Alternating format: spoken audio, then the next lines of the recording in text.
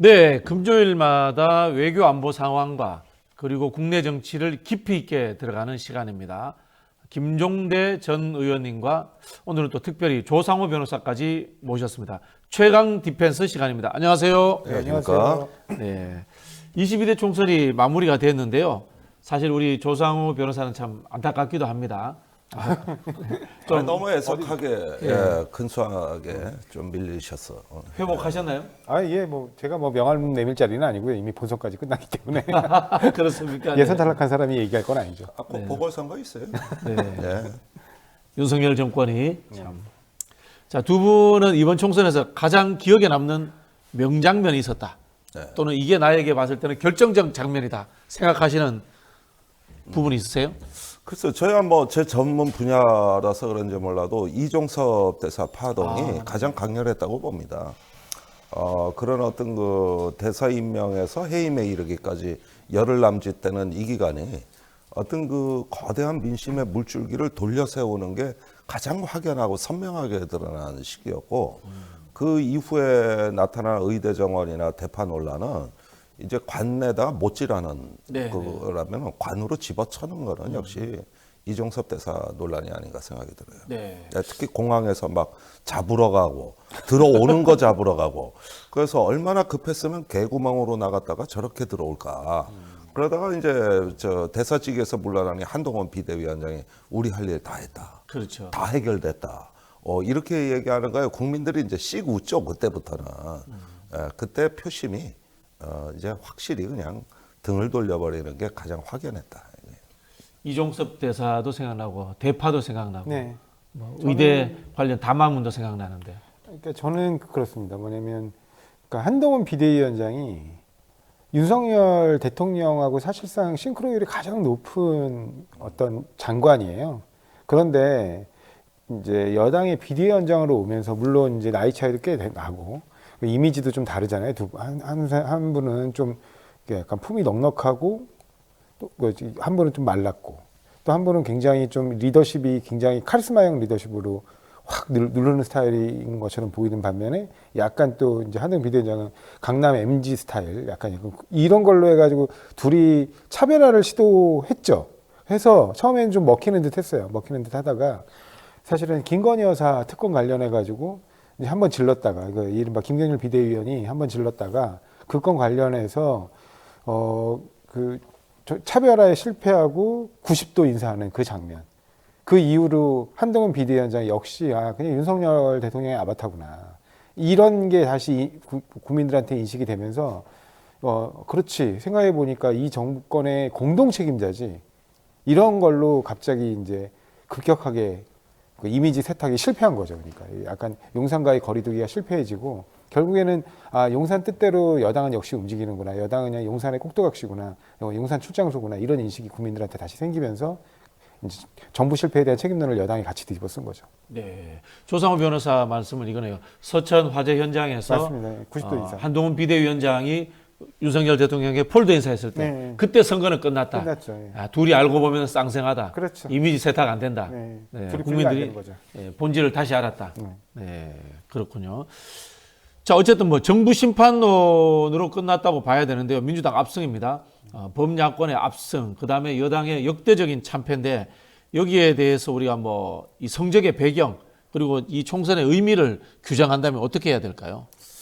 글쎄 좀 언론에서 얘기 안 하는 부분이 아직 남아 있다고 저는 보여지는데 뭐 심판 좋습니다. 또 그 여러 가지 정부의 무도함, 무능력, 불통 다 좋아요. 뭐 이런 것들은 다 설명 가능한 영역인데 그럼에도 불구하고 설명되지 않는 부분이 있다는 거예요.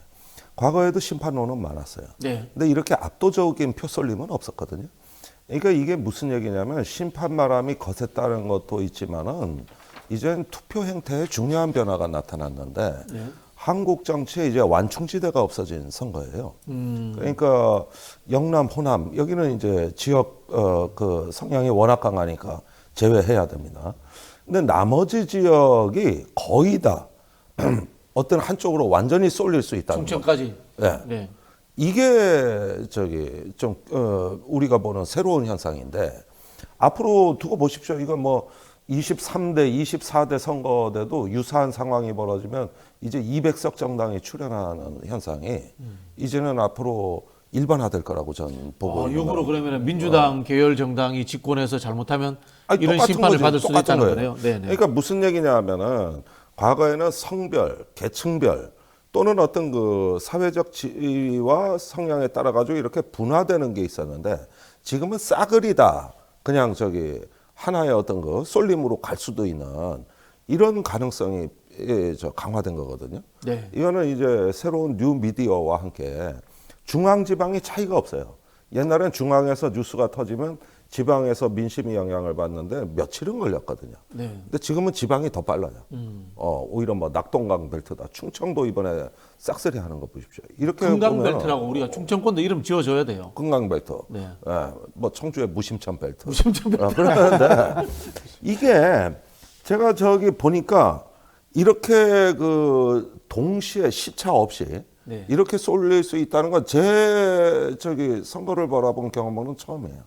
그러니까 이게 무슨 얘기냐 하면은 중간에 완충지대 없이 훅 가고 훅 넘어올 수 있는 이런 어떤 그 뉴스 새로운 소비 행태와 유권자 저 심리가 이제는 작동하기 시작해가지고 이번 선거로 끝이 아니라 앞으로도 뭐 190석, 200석 나오는 선거가 계속 발생할 수 있다는 거.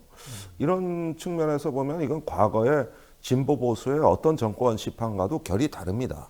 물론 워낙 무능하고 워낙 좀 저기 폭주하는 정권이라서 그런 측면도 있겠습니다만은 항상 보면은 급류가 있으면 역류도 있게 마련이고 여러 가지 좀 섞이게 되는데 이번 같은 경우를 보면은 거의 무언가 좀 이전의 투표 형태와 분명히 다르다.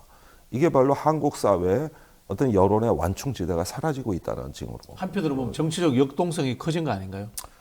역동성이 커졌지만은 크게 보면은 이제 어떤 정치의 다양성을 구축하는 이 생태계를 좀 다양화하는 이런 측면에서는 한번 좀 이건 문제 의식을 가질 부분도 있습니다. 네, 역동성이 커졌다는 것은 사실 한편으로 보면 불안정성이 커졌다는 것과 같이 이제 일맥상통할 수도 아주 있습니다. 뚜렷해지는 거죠. 네. 그러니까 역동성이 커졌다는 것에 대해서 지금 김종대 전 의원님께서 약간 이제 주저하시는 게 어떤 느낌인지를 알겠어요. 뭐냐면 역동성이 커지면 다양성도 커지는 게 일반적인데 역동적이면서 획일화되는 거죠. 여론이 한쪽으로 쏠림 현상이 탁탁 드러나는. 근데 이거는 소선거구제 하에서 지금 우리 육공화국 헌법이 갖고 있는 본질적 한계라고 봐요. 그래서 이런 한계가 극에 달했을 때가 이제 또 어느 한쪽이 200석을 하는 때인데요. 그러면 이제 개헌 얘기가 나오겠죠.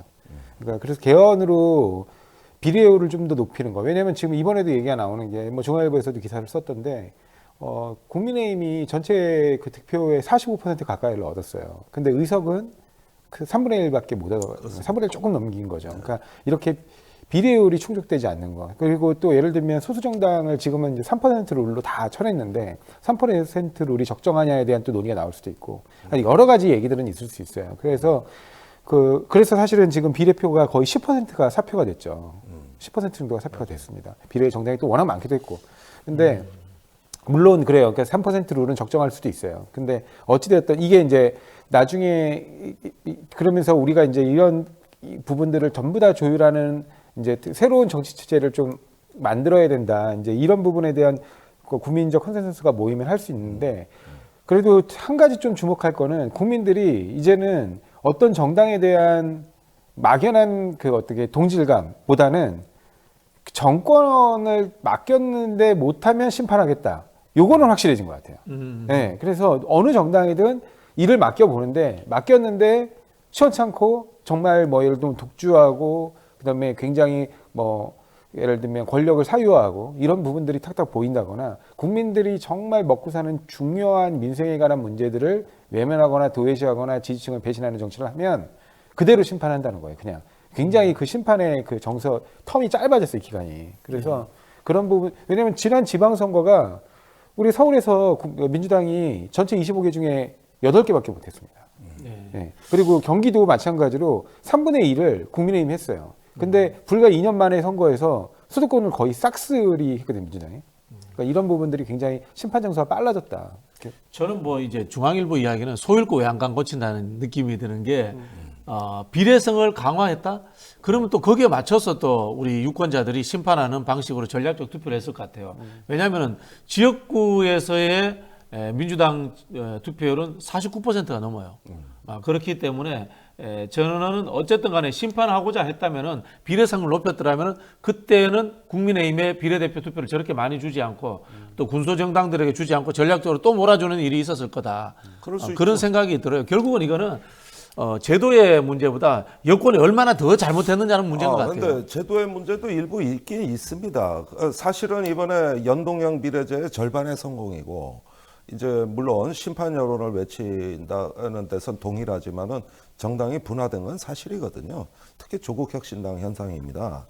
그렇게 보면은 앞으로 저야 뭐 20년간 정치 개혁을 얘기해왔던 사람으로서 어쩌면 22대부터 그 연합과 이제 연정의 정치를 꿈꿀 수 있는 우리 사회의 첫 쪽문은 열렸다. 아니 불과 한 달 전까지만 해도 민주당 분위기는 2월에 전당원 투표로 병립제로 가야 된다는 그 분위기가 대세였단 말이죠. 이제 그 얘기하는 사람 아무도 없을 거라. 그러니까 저는 그렇게 생각 안 해요. 예, 저는 사실은 왜냐하면 지금처럼 불안전한 정도가 아니에요. 이거는 의미가 없는 사실은 왜냐하면 다 이제 위성정당 만들잖아요. 그러니까 의미가 없는 연동형 비례제를 왜 지키려고 그렇게 하는지는 저는 잘 모르겠고 근본적으로는 그 비례 의석이 적어도 의석의 3분의 1 정도가 되는 상황이어야 연동형 비례제가 의미가 있다고 보거든요. 왜냐하면 어느 정당이 위성정당을 만들 때 얻을 수 있는 페널티라든가 불안정함을 극복할 정도로 의석이 배분이 돼야 돼요. 그래야지 위성정당 출현을 막을 수가 있는데 46석이라고 하는 거는 위성정당을 만들 수밖에 없는 정도의 의석입니다. 그러니까 그거를 왜 고수해야 되는지는 전 잘 모르겠어요. 자 일단 이 논쟁은 이제 여기서 그만할게요. 얘기는 나중에 시간 넉넉히 잡고 합시다. 할 얘기가 제가 정말 많은 사람이에요. 왜냐면 결국에는 이번에 선거에서도 봤지만 양당들이 다 위성정당을 만들면서 좀 더 이야기가 반칙인데. 그러니까 뭐냐면 연동형 비례제 취지는 그냥 몰각됐다는 거죠. 결국. 네. 아니 저는 이제 희망의 불씨는 이번 선거에서 연동형이 살려놨다. 하마터면 꺼질 뻔했던 선거였다. 이런 점도 좀 봐주셔야 돼요. 네, 아니 뭐 저기 두 분 다 말씀에 일리가 있는 부분이 있으니까요. 나중에 저희끼리 따로 소주잔 기울이면서 하도록 하겠습니다. 저는 이제 이야기를 여쭙고 싶었어요. 심판이라고 했지만은 역대급인 이유는 심판 발로 쳐서 임기가 좀 줄었으면, 대통령이 안 보였으면, 또는 극단적 표현으로 탄핵되었으면 하는 이런 기대 심리도 있었기 때문에 역대급 심판이 되지 않았느냐라는 말씀을 제가 두 분께 한번 여쭤보고 싶었던 거예요. 그러니까 그 심판 열기가 그렇게 차곡차곡 쌓였음에도 불구하고 막상 투표 열기로 나오는 데는 순식간에 일어났다는 거. 이런 점들이 이제 과거와 달라진 점이라고 제가 말씀드리겠고 이거는 말이 선거지 시민항쟁에 가까워요. 시민항쟁이었다. 예, 그러니까 옛날에는 촛불을 들고 우리가 광화문으로 갔단 말이에요. 그래가지고 어떤 그 철옹성 같은 권력도 무너뜨렸는데 지금은 그게 투표장으로 바뀐 거예요. 대파를 들고. 그렇죠. 그러니까 촛불 대신 대파인데 이런 어떤 그 범람하는 열기, 열정이라는 거는 과거의 투표장에서의 어떤 행태를 초월하는 그러니까 일종의 어떤 시민 항쟁형 투표가 이루어진 거거든요. 그러니까 광장형 투표라고도 얘기할 수 있는 거고. 그러니까 이런 부분에서는 정권에서는 전혀 예상치 못하고 당했다고 봐야 됩니다. 왜 그러냐? 지금 대통령이 많이 보여서 뭐 선거에 그 영향이 있었다 그러지만 대통령 생각은 선거에 도와주려고 그런 거예요. 본인은 나오면 도움이 될 줄 알았나 봐요. 예를 들면 이런 거예요. 이종섭 대사를 보냈다 이거예요. 호주로. 그 여당 선거 돕기 위해서 보낸 겁니다.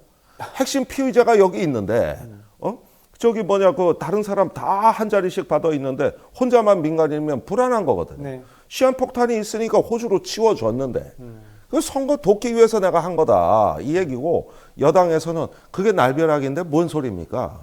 이렇게 되니까 이것도 같은 선거에 대해 가지고 두 가지 관점이 계속 평행선을 긋은 거예요. 사실 그러다 보니까 막상 들어와서 해임이 됐는데 이런 것들이 잘못 꼬여서 그렇지. 이 사건의 속내막을 아는 그 대통령 입장에서는 야 이거 폭탄이야 이거 불안해 이래가지고 계속 뭘 했는데 여당에 다 이게 부정적 피드백으로 갔단 말입니다.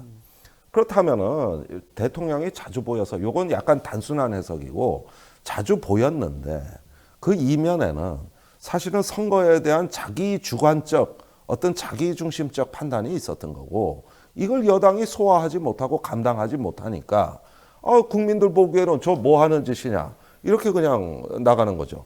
그게 뭐 의대 정원 대파 논란까지도 일관되게 쭉 들어오는 거예요. 의대 정원도 그렇지 처음에 그거 지지율 높이려고 시도한 거 아닙니까? 선거용으로? 네, 그렇죠. 그렇죠. 나는 뭐 머리를 뿌린 거죠. 그런데 그 후속 관리가 안 되고 반응도 좋았어요.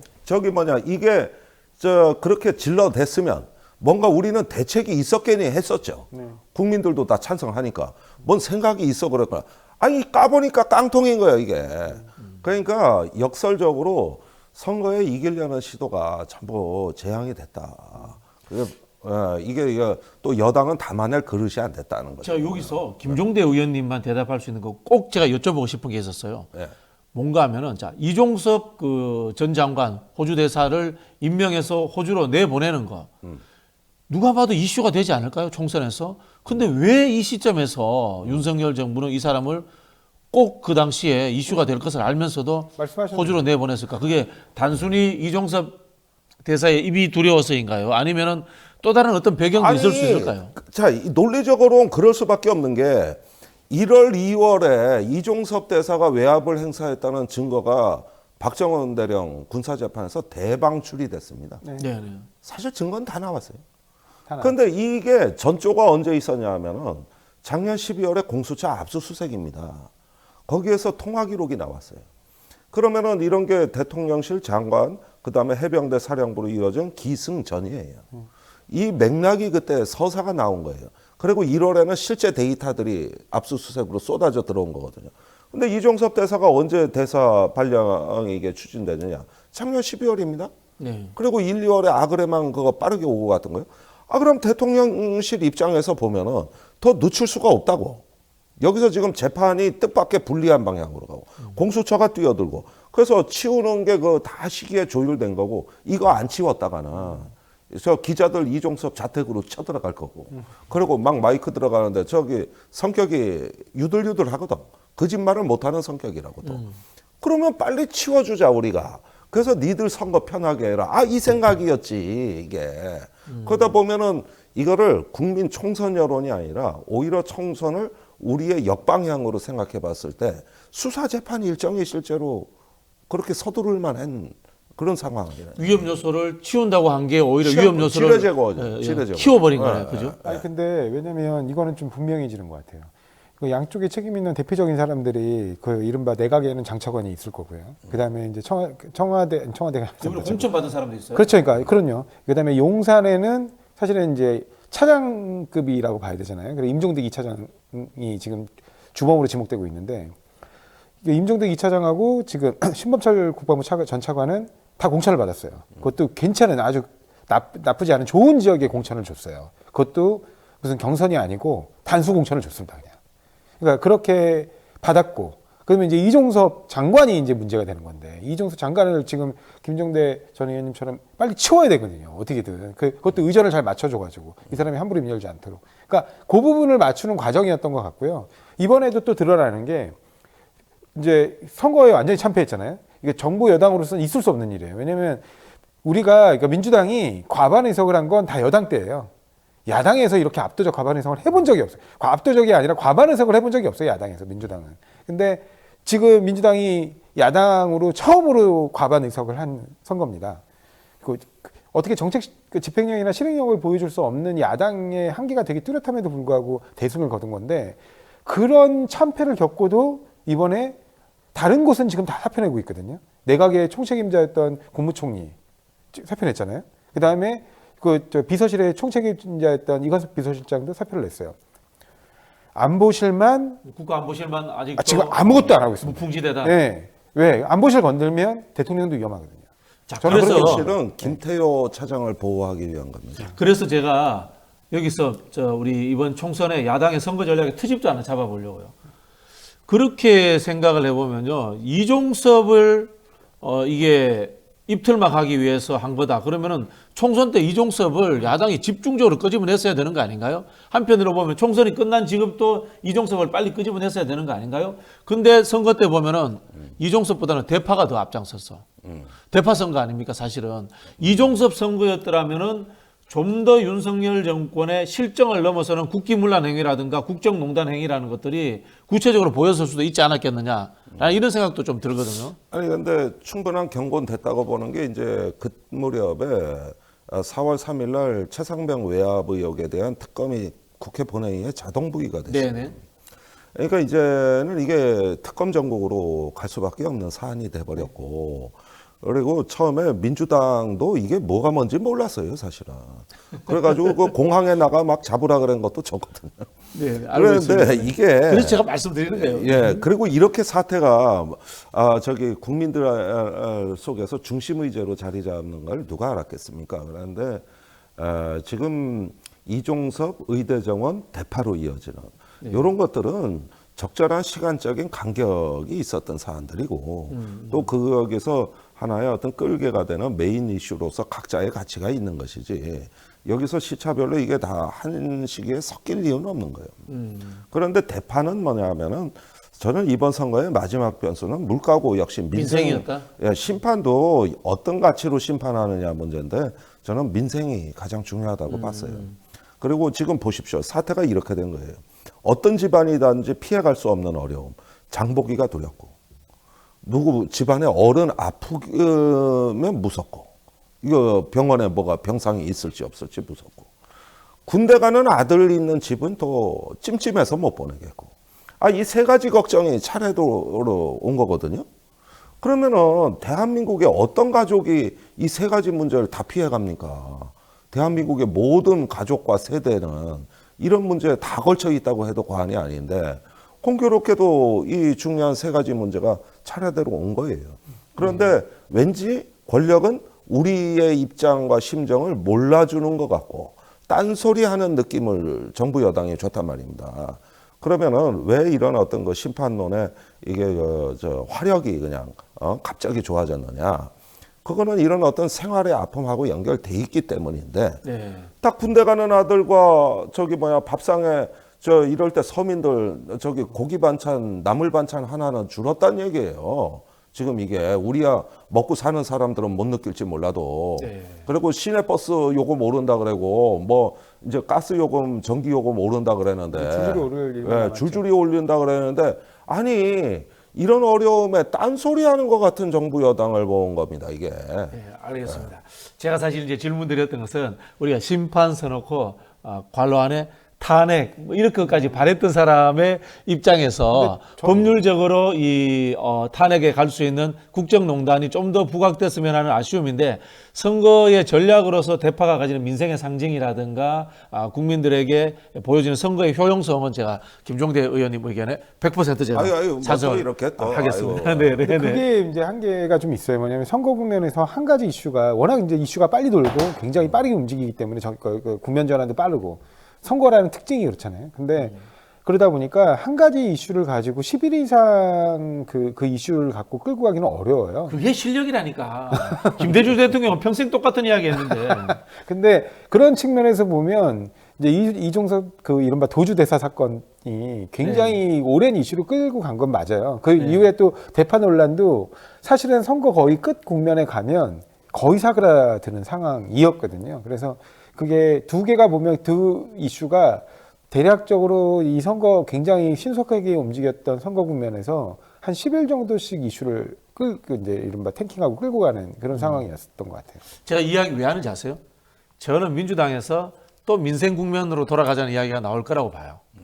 그래서 제가 사전에 한번 초쳐보려고 사실 이 말씀 드리는 근데 겁니다. 다 같이 가야죠. 예, 이런 건 선택의 문제는 아니고 네, 네.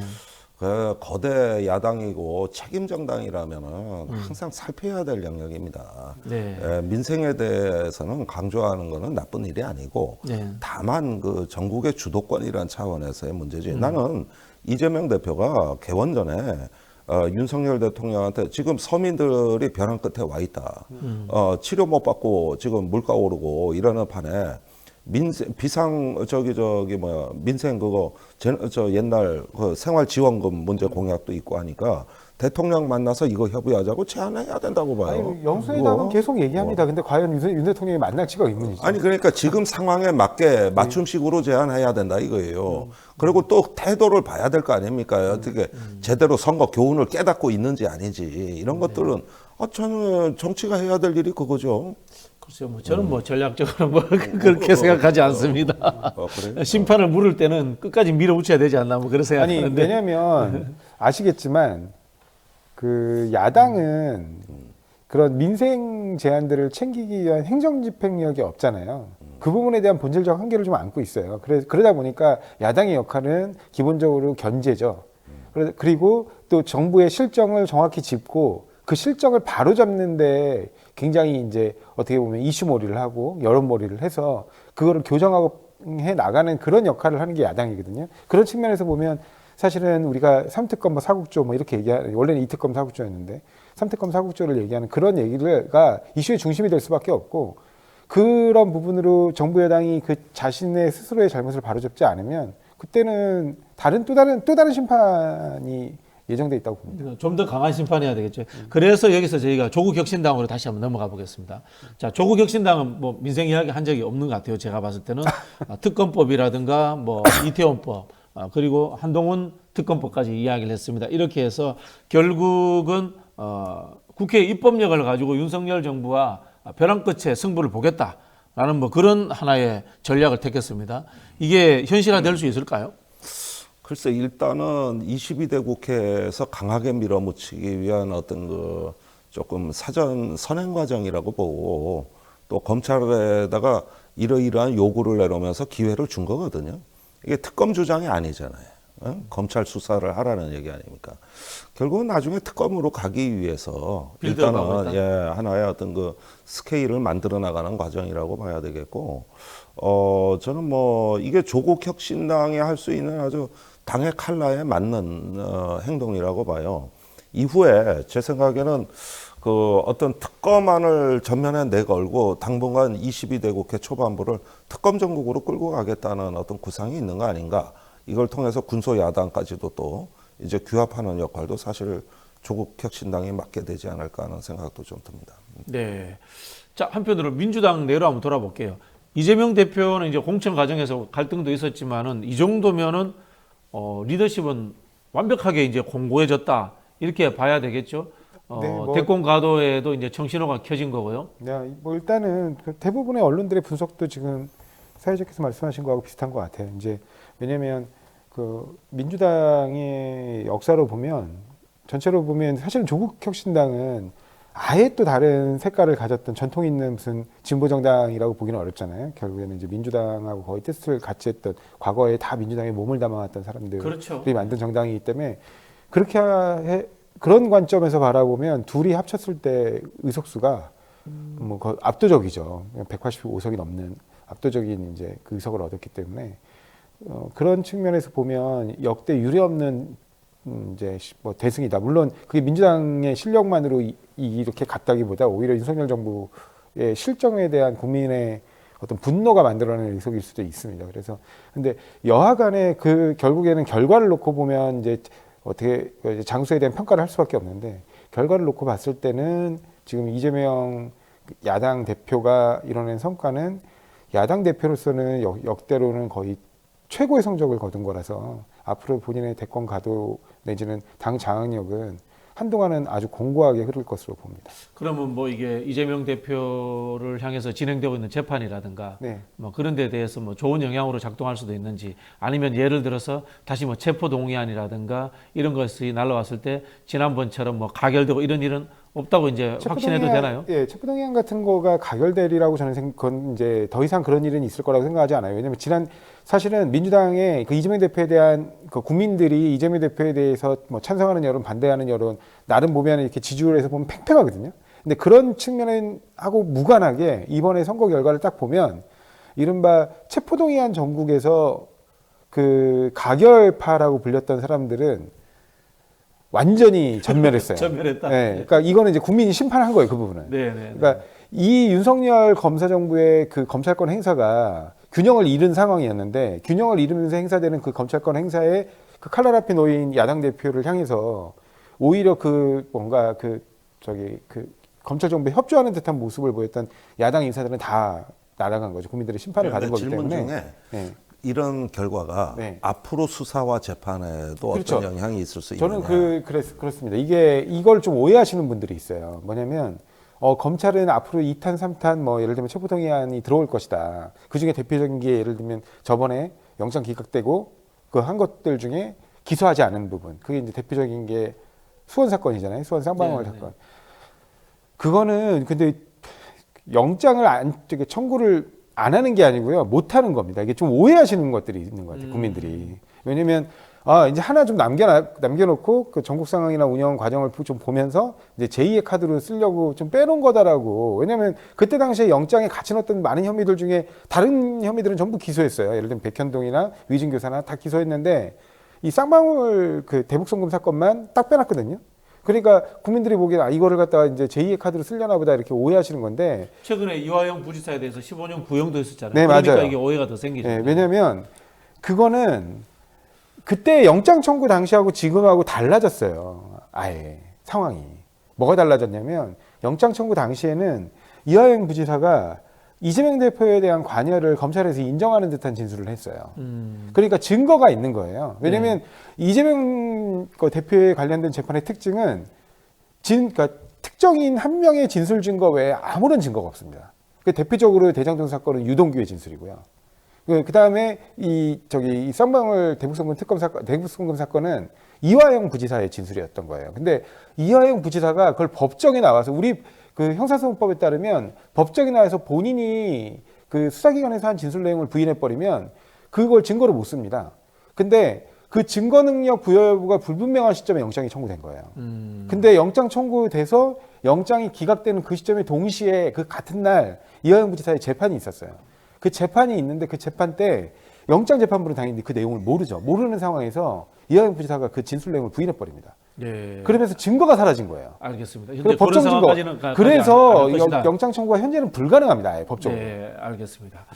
자, 의원님, 선거에 수사나 재판이 영향을 받는 가능성은 그렇게 높지 않다고 보고요. 근데 단지 현재 시점에서는 영장이 들어올 가능성이 없다. 네. 불가능하다 법적. 이제 법조인의 시각이니까 그렇고 자 의원님 국민의힘 이야기를 좀 해봐야 될 것 같은데요. 한동훈 비대위원장은 정치 끝난 거겠죠. 그리고 한편으로 뭐 유승민 전 대표 이야기가 나오는데 그런 쪽으로 갈 가능성은 없다고 보는데. 정치 끝난 것 같지가 않아요. 그렇습니까? 예, 어제 그 비대위원 사퇴 메시지도 뭔가 지금은 아니지만 돌아오겠다는 메시지처럼 들려요. 총리로 돌아오지 않을까요? 혹시나? 저는 호주 대사나 가라고. 호주 대사나. 지금 거기 비어 있으니까 그냥 떠나라 그러는데. 어떤 분은 범죄 인도 조약이 체결된 국가로 떠나라라고 이야기를 하더라고요. 호주가 좋습니다. 그렇습니다. 네, 거기 가서 또 교민들이 다 감시하니까. 예. 한번 감시해 봤으니까. 예, 그렇습니다. 호주가 짜증 날 것 같아. 자, 윤석열 대통령 탈당 이야기까지 나올 수도 있을까요? 그 얘기도 일부 의원들이 얘기를 하고 있어요. 그리고 오늘도 벌써 그 당직자들 페이스북이 심상치가 않아요. 네. 한동훈 위원장에 대한 어떤 공천 실패론이 나오기 시작했고. 내부에서? 어제부터 나오기 시작했고.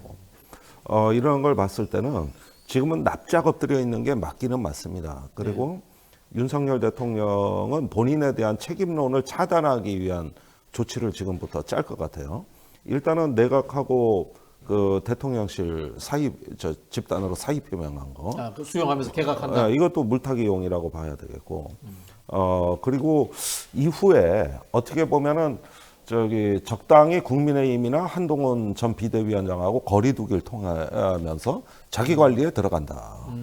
그런데 이럴 때 그렇다면 대통령이 제가 보기에 더 어려운 상황에 빠지지 않으려면은 야당의 특검 요구 다가 아니라 일부라도 수용하겠다는 의사표명을 하고 야당 대표를 만나겠다고 하고 이러면서 뭔가 좀 달라진 모습을 보여준다면야 조금 이런 위기는 좀 어느 정도 관리되고 파국은 막을 수가 있다고 보는데 사실 그럴까 하는 게 우리 의문이잖아요. 과거에 2016년에 박근혜 대통령이 탄핵될 때 마지막으로 야당의 저기 막후 교섭이 들어왔어요. 그게 거국 이야기가 거국내각하고 들어왔죠. 또 한 가지가 특검 받겠다였어요. 특검 받겠다. 그러니까 거꾸로 특검 받게 해달라고 사정하는 판이었다니까. 아니 이게 어떻게 보면은 이 정권의 진짜 심판, 파국을 예상한다면은 그 특검 받겠다고 사정하고 나와야 된다고. 그러니까 지금 상황이 그런 상황으로 인식을 하느냐 아니냐 여기에 여야 간에 또는 대통령실하고 인식의 간극이 있을 거라고 봅니다. 그래서 지금 22대 개원 전까지 한 달 반 남은 이 기간이 의외로 굉장히 중요해요. 중요하죠. 굉장히 중요한 기간이에요, 지금. 예. 그래야 22대 국회에서 어느 정도 큰 툭이 터지는 건 맞고, 그러면서 여야 간에 이제 뭐 대화와 견제가 시작되고 뭐 이런 전국이 되는데, 저 계속 뻗땡기다가는 22대 국회 개원은 재앙입니다. 그러니까 이런 부분에 요 한 달 반, 이때 어떻게 정신 차리고 위기 관리하느냐 굉장히 중요해진 건데, 국민의힘은 이미 균열 조짐이 보이고, 예. 예. 이런 상황이 돼버린 거예요.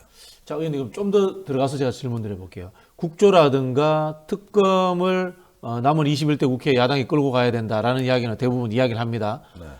개헌 논란에 씨를 뿌려야 됩니까 지금? 개헌 논란은 그렇습니다. 저는 항상 국민의힘의 그 보수의 개혁론자들은 다 개헌론자라고 보면 돼요. 그렇죠. 네. 이원 집정부잖아. 내심 내각제를 바랄 수도 있죠. 그렇죠.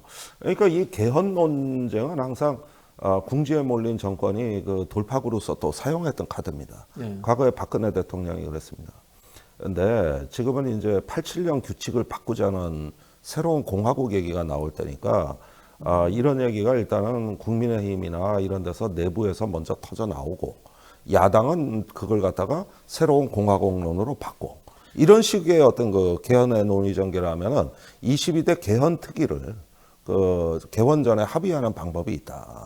거기에는 실제로 민주당이라든가 진보 진영이 바라는 윤석열 대통령의 임기 단축이 네. 포함되겠죠. 다 포함될 수 있다. 뭐든 열어놓을 수 있다고 봅니다.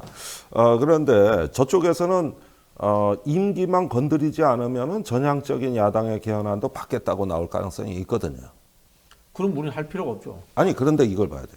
이게 바로 협상인데. 논쟁해놓고 보자. 그러니까 일단. 그 탄핵이나 어떤 퇴진 문제는 앞으로도 상당히 넘어야 될 그 산이 많을 뿐만 아니라 또 다른 어떤 명분과 논리를 갖춰야 되는 문제입니다. 네. 그런데 이제 개헌은 다음 세대를 위한 네네. 어떤 정치의 대업인 거거든요. 네네. 그러니까 이게 정치의 흥정물로 최대한 전락하지 않도록 우리가 그 자체 가치를 보존하고 지켜줘야 되는 영역이에요. 그러니까 이런 거는 정치개혁특위 또는 개헌특위를 만들어서 21대 국회에도 개헌특위가 작동을 했고 여야가 웬만큼 정치개혁특위가 합의는 되어 있었던 있습니다. 거죠. 실제로 지금. 정치개혁특위가 있었던 거죠. 네네. 그래서 이런 부분들은 좀 생산적인 어떤 영역 또 그 가치가 있고 우리가 그건 지켜야 된다고 생각을 합니다. 근데 대통령 퇴진은 이와 무관하게 예. 또 여기에 함부로 섞이지 않게 그거는 그거대로 밀어붙이는 하나의 지금 동력을 확보했다고 저는 보거든요. 굳이 개헌 논의를 통하지 않아도 이 정도 압승이면 얼마든지 주도권을 갖고 할 수 있는 문제다. 근데 이제 그 국민의힘 쪽에 개헌에 찬성하시는 분들이 대부분이 말하시는 그 개헌의 방향이 의회가 이원집정부제. 그렇죠. 의회가 직접 그 행정 권력에 참여하는 형태를 원하세요. 총리 책임 총리. 이원 총리제 아니면 그 내각제인데, 근데 그걸 또 국민들은 바라지 않아요. 바라지 않죠. 그게 이제 딜레마예요. 그리고 이제 민주당에서는 일부 또 그런 그 이른바 국회가 그 행정 권력을 겸유하는 방식의 그런 개헌에 찬성하시는 분들이 좀 있고, 그래서 이게 국민과 일부 정치인들의 생각이 봉합의 그 크기 차이가 너무 커서 그게 굉장히 어렵거든요. 그러니까 그래서 한 정치 세력이 200석 그 얘기를 계속해왔던 게 그렇게 하지 않으면 과연 얘기가 될 것인가. 근데 한 가지 그건 있습니다. 뭐냐면 임기 단축 개헌 여부까지 같이 고민하게 될 건데. 그렇죠. 그 이야기를 제가. 근데 임기 단축 개헌 여부와 관계없이, 그러니까 그게 실질적인 논의 테이블에서 합의에까지 이를 것이냐와 관계없이 임기 단축을 포함한 개헌 논의가 시작되면 사실은 정치 영역에서 대통령실은 완전 배제됩니다. 그렇죠. 그럴 국회 수밖에 중심으로 없어요. 흘러가죠. 그러면 이제 국회 중심으로 진짜 말씀하시는 그러면은 대로. 역으로 거기에서 반대로 탄핵 이야기가 다시 탄생할 수도 그럼요. 있어요. 그거는 할 수도 있어요. 아니, 그러니까 그런 부분으로 전국 주도권을 국회가 끌고 가게 된다는 거예요. 그러면 지금 윤석열 정부가 적어도 하는 이렇게 약간 망동에 가까운 이게 폭력적 그 정부 운영은 사실상 어려워지게 될 겁니다. 왜냐하면 제 세력들, 심지어 검찰 사법부조차도 이 국회 개헌론이 그러니까 뭐 정말 제대로 이루어지기 시작하면 국회를 쳐다볼 수밖에 없지 용사는 관심 없게 되거든요. 그렇죠. 그게 사실상 명예롭게 퇴진하는 또 하나의 방법이에요. 더 이상 불명예스럽지 않게 가려면은 퇴진 과정만 명예롭고 아, 끝나고 그게- 나면 그 명예 또 그게 없어질 바로 수 있죠. 무혈 명예혁명이 이런 걸 얘기하는 거지. 영국 민주주의가 어떻게 정착됐습니까? 네, 네, 네. 바로 이런 식으로 된 겁니다. 국왕이 자기 권력을 의회에 위임을 해준 거예요. 박근혜 대통령도 막바지에 탄핵 위기에 가니까 그렇게 하려고 했어요. 그래서 자기 임기도 국회에 맡기겠다고 했던 거고, 또 그렇게 하면서 자연스럽게 이제 그 정권의 마무리 수순에 들어갔던 거 아닙니까? 근데 쫓겨나는 것보단 낫잖아요. 그게. 네. 그러면은 이런 부분에 대해서 물론 난 뭐 윤석열 대통령 생각은 다르다고 보지만은 적어도 국민의힘 내에서 앞으로 이런 부분에 대해서 목소리를 내거나 아니면 직언을 할 수 있는 여건은 된 거 아닙니까? 그렇죠. 그래고도 안 한다 그러면 이제 뭐 이제 희망이 없는 정당이 돼버리는 건데 사실은 일부 중진이나 또는 수도권의 그 많은 어떤 그 낙선자들 또는 뭔가 이제 변화하지 않으면 우리 다 죽는다. 이런 목소리는 얼마든지 나올 만한 것이고 네. 탈당 요구로부터 임기에 이르기까지 그런 부분에 대해서 이제 말을 못하는 정권이라 그러면 이제는 뭐 짠맛이 없는 소금이나 마찬가지예요. 이거는 희망이 없는 거죠, 이제. 저희가 오늘 어느 방송에서도 할 수 없는 고차원 주기인 개헌 논쟁과 탄핵의 함수 관계에 대해서 잠시 말씀을 드렸습니다. 이 이야기는 너무 이제 깊은 이야기라서 한번 다른 프로든 어디든 한번 저희가 한번 저희 셋이 한번 이 특집 프로 한번 하는 건 어떠세요? 일단 곱창이나 먹으면서 곱창 먹으면서 예열을 달궈가지고 예열을 해놓고 그래가지고 3개 채널 동시 송출로 해가지고 네네. 제 TV도 있으니까. 알겠습니다. 해서 김종대 편한만 TV에서도 꼭 먹어가지고 생방되도록 하겠습니다. 네. 네. 네, 알겠습니다. 일단 곱창을 먹는 게 우선입니다. 알겠습니다. 자, 곱창은 제가 사도록 하겠습니다. 출연료 받아서. 자, 어디에서도 볼 수 없는 대한민국 최고의 깊이 있는 정치평론하는 두 분과 자리였습니다. 감사합니다. 예, 고맙습니다. 감사합니다.